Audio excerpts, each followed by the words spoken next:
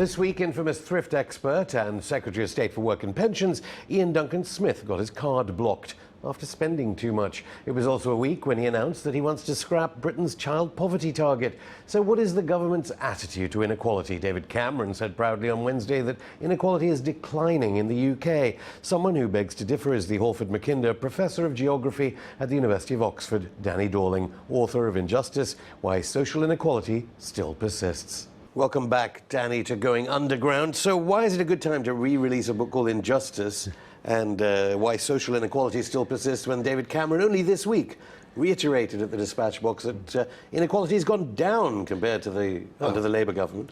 You need to produce a book or re-release a book called Injustice to help David Cameron understand why he's wrong. He clearly needs more education.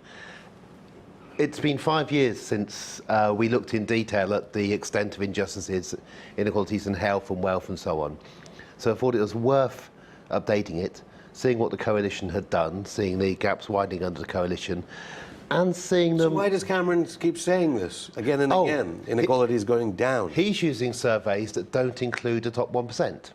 So the standard income surveys of Britain don't include the richest 1%, and for 99% of people there have been slight reductions in inequality. When the cuts come to the very bottom, that's going to get worse. But if you take out the best 1%, inequality has reduced. The problem is that the best 1% really do exist. They take about 15% of all our income. They're the most likely people to avoid taxation. And when you include the top 1%, you see that inequalities have actually risen under Cameron's stewardship of the economy. And when you look at wealth, they've risen even more. So it's a statistical conjuring act. It's a conjuring act. It confuses the opposition. It confuses the opposition so they don't pull it apart. But it is interesting because until 2010, within the 99%, inequalities were rising as well. It's only been since 2010 when inequalities have fallen for most people, except the very rich are getting richer, so that people don't feel better off. You don't say, this is great, we're coming together again, because you're getting collectively poorer, and one group of people, the group who own most things, the group who have most power, the group that Cameron and Nick Clegg and actually even Ed Miliband sat in by dint of their income and their partner's income, that group have done better and better and better. So you isolate 5 faces of social inequality: elitism, exclusion, prejudice, greed and despair. Take us through some of those. Okay. It's the ways that being in a very unequal society changes your life. So if you look at elitism, we tend to produce a rationale that says it's okay to spend an enormous amount of money on a few children and spend much less, sometimes 6, 7, 8 times less money a year on the education of most children, because a few children must be really special. They must be really special because their parents must be really special. Otherwise, how could you justify the huge incomes of their parents? There must be something in their parents, and then their parents may pass that something in them on, and then you've got to spend a lot of money at selective schools, training them to be future leaders. Now, other countries in Europe just don't do this. They all have inequalities in education, but there's nowhere else in the rich world which spends so much on so few children as the UK. And the UK is the most economically unequal country in Europe. There's one place you can go in the world to find more inequality in educational spending, and that's Chile. But you really have to go to Chile to find a more unfair system of education than the one we have in the UK. So that first one, elitism, really does begin right at the beginning. The state subsidised private schools like Eton and... Well, they let them off taxation, but it's more the idea that you need to have private schools. Germany has hardly any private schools, and the private schools it does have are for the rather slow members of the upper classes. The brighter children of the upper classes don't go to private schools in Germany. France has very few. But when you Finland talk about exceptionalism, none. Maybe there is a secret belief, maybe in the civil service, higher reaches of that. That's what makes Britain great, precisely because of this exceptionalism when it comes to education. I mean, Britain was at the heart of eugenics a century or so ago, and Britain was very unequal then, and there was this belief that there was a race of the English, and amongst the English were the truly able English, and they would rule the planet in an empire. Now, that kind of belief became unpopular, particularly in the Second World War, in the 60s and 70s, as we became economically more equal. We went against the idea that there were some few special people. We created schools for everybody, comprehensive schools. We increased the amount of people who could go to university massively, and then our economic inequalities began to rise again at the end of the 70s and in the 80s and in the 90s. and the divisions in school spending rise again.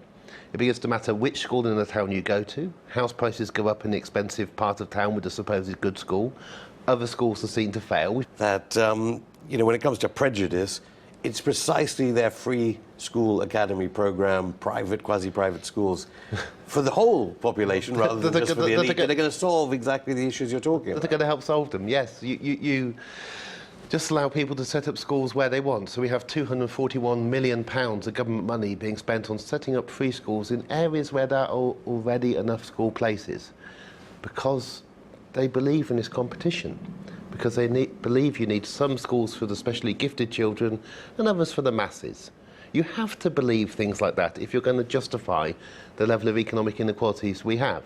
And that's why we have a free school programme and why it's producing so many schools in areas that already have enough schools. But of course, parents watching this will say, but those schools are better. I want to send my child to them, and will vote for a government that supports them. Maybe. Some will, just like a large number of parents would always vote for grammar schools. Partly because most parents, when they were polled, thought their children would get into the grammar school at age 11. They didn't work out that only 1 in 5 of their children would get in. Parents are optimistic about their children. They think their children are more able, more special than average, and in fact, they can't all be right. In more equitable, average OECD countries, parents are more knowledgeable. It's only in places like the UK and the USA where a large number of parents really can be fooled into thinking that although for the average person things might be tricky, all their children will somehow strike gold in the future, and so inequality is okay because it won't hurt them. Okay, well, grammar schools, of course, are all the bad old days or good old days, depending on what you see at the 11 plus. Yeah. The proposed legislation may test at the age of 4 plus. Oh, yes, we're now bringing in baseline tests in state schools in England for all 4-year-olds and for some 5-year-olds who start school at 5. They will be tested within the first few weeks of turning up at school. And the results of those tests will be used to set future targets for them. So if they do badly in the first few weeks of school, it'll be assumed that they're never going to do that well, and the targets will be low. If they perform well, for instance, if mum and dad have been teaching them to read and write at poor things at the age of 3.5 or whenever, they'll perform well in that baseline test. There will be some chance to recover at a later age. It's not complete. There'll be some chance, but less chance than when we didn't do this. Just as the same as, the 11 plus really set what happened to the vast majority of people in life. If you failed the 11 plus at age 11, you were going to be a manual labourer. You were not going to become a university lecturer. Where do ideas like this come from? I mean, you wrote recently that there are pet projects. Yeah, it's only for state school children. You've got to remember that cabinet ministers, the majority, send their children to private schools. It's not for their children. This is to sort out the wheat and the chaff at lower orders. That's why it's being brought in. And to try to spot the few supposedly very gifted children from amongst low orders who can be pulled up and given a job at the top. It's a way of thinking that pervades society if you're trying to justify extreme inequality. And the UK is one of the most unequal countries in the rich world, and it isn't like that purely by accident. So you talk about a pet project when it comes to English language teaching for young children. That's something that always is talked about by Conservative and Labour frontbench spokespeople.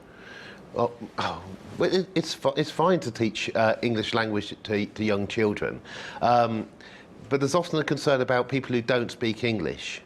And this is a very, very arrogant concern in this country, because the most important thing about England, unlike anywhere else in Europe, is we are extremely bad at languages.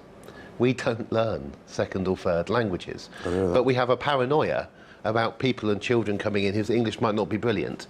Now, most of those people who come in whose English is not brilliant will speak at least 2 or 3 languages, and it won't take them long to pick up English as well. How do you have a blind spot that says it doesn't matter if your population can only speak English?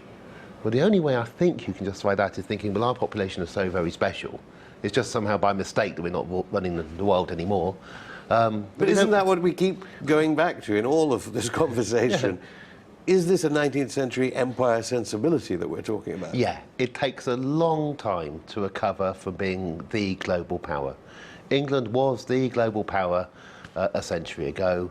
You don't lose the effects of that overnight. How appropriate on US Independence Day. Thank you very much, Professor Danny Dorling. Thank you.